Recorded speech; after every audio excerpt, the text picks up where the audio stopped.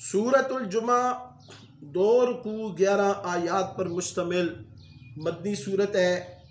इसकी आयत नंबर 9 में नमाज जुम्मा का ज़िक्र है। इसी मुनासबत से इस सूरत का नाम सूरतुल जुमा रखा गया। पहले रुकू में अल्लाह रब्बुल इज़्ज़त ने फरमाया युसब्बिहु लिल्लाहि मा फिस समावाति व मा फिल अर्दिल मालिकिल कुद्दूसिल अज़ीज़िल हकीम। अल्लाह रब्बुल इज़्ज़त पाक, बुज़ुर्ग और बरतर के लिए कायनात की हर शय तस्बीह उसकी पाकी बयान करने में मसरूफ़ है। वही अल्लाह जिसने अनपढ़ों में अपने प्यारे नबी अलैहिस्सलाम को मबूस फरमाया, जो आयात इलाही की तिलावत फरमाते हैं, लोगों की ज़िंदगियों को संवारते हैं और उन्हें किताब और हिकमत की तालीम देते हैं। आपकी तशरीफ़ आवरी से पहले ये लोग खुली गुमराही में मसरूफ़ थे। और ये अल्लाह का फ़ज़ल है, और अल्लाह का फ़ज़ल वो जिस पर चाहता है अपने फ़ज़ल करता है, और अल्लाह बड़े फ़ज़ल वाला है। फिर अल्लाह रब्बुल इज़्ज़त ने फरमाया मसलुल्लज़ीना हुम्मिलुत तौरात सुम्मा लम यहमिलूहा कमसलिल हिमारी यहमिलु अस्फ़ारा।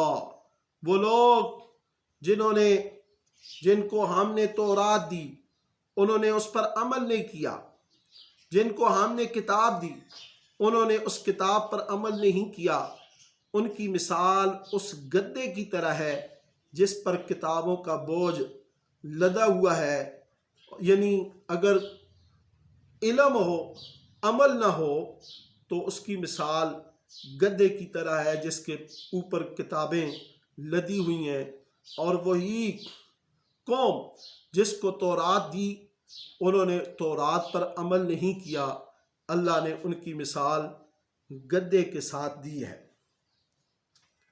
फिर अल्लाह रब्बुल इज़्ज़त ने दूसरे रुकू में फरमाया या अय्युहल्लज़ीना आमनू इज़ा नूदिया लिस्सलाति मिन यौमिल जुमुआ फसअऊ इला ज़िक्रिल्लाहि व ज़रुल बैअ।